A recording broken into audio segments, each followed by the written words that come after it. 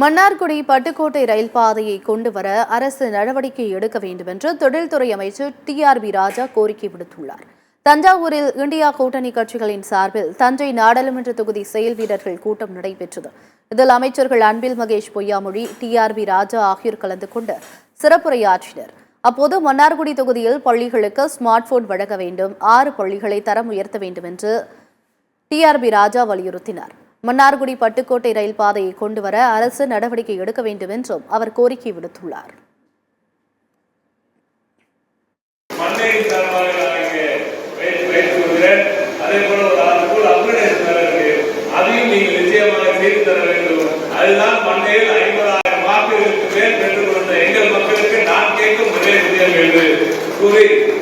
இந்த கூட்டணியானது மகத்தான கொள்கை 8 தேர்தல்களில் தொடர்ந்து வெற்றி பெற்றிருக்கிறார் மாண்புமிகு தலைவர்.